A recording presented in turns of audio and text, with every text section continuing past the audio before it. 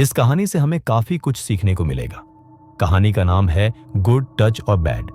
इसका पहला चैप्टर है एक मासूम स्कूल और दो दोस्त।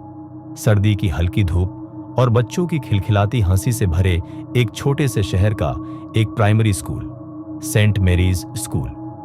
रंग बिरंगे बैग, यूनिफॉर्म में सजे बच्चे और उनके बीच भागती दौड़ती जिंदगियां। इस भीड़ में दो बच्चे धीरे धीरे अपनी मासूमियत के साथ बढ़ रहे थे, रिया और विवेक। रिया 7 साल की प्यारी सी बच्ची, जिसकी आंखों में सपने थे डॉक्टर बनने के।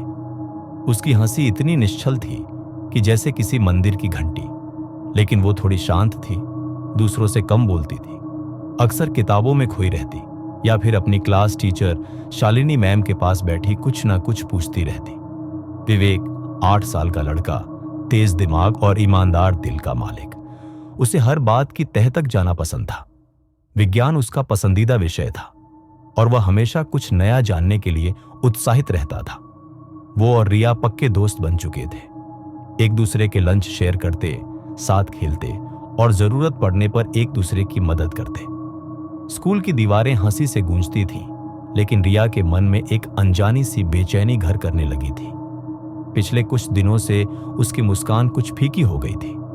कभी कभी वह खेल के मैदान में चुपचाप बैठी रहती, कभी किसी के छूने से झटके से पीछे हट जाती। विवेक ने यह सब गौर किया। उसने रिया से पूछा भी, क्या हुआ रिया, तुम आजकल इतनी चुप क्यों हो? रिया बस मुस्कुरा देती, कुछ नहीं विवेक, बस ऐसे ही। लेकिन विवेक को यकीन था कुछ तो है। एक दिन जब टीचर ने बच्चों से पूछा, क्या कोई ऐसी बात है जो आप किसी को बताना चाहते हैं? रिया ने सिर झुका लिया। उसकी आंखें नम थीं।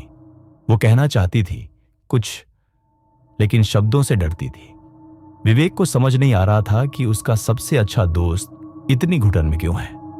और यहीं से शुरू होती है एक ऐसी यात्रा जहां दो छोटे बच्चों की दोस्ती समाज की आंखें खोल देती है। इस कहानी से हमें यह सीख मिलती है कि मासूमियत के पीछे कई बार एक दर्द छिपा होता है। बच्चों की छोटी छोटी हरकतों में बड़ी कहानियां छिपी होती हैं। हर माता पिता, हर शिक्षक को बच्चों के हाव भाव पर ध्यान देना चाहिए। कभी कभी मैं ठीक हूं के पीछे बहुत कुछ अनकहा होता है। अब हम इस कहानी को यहीं समाप्त करते हैं और मिलते हैं इसके अगले भाग में हर गुरुवार रात 10 बजे।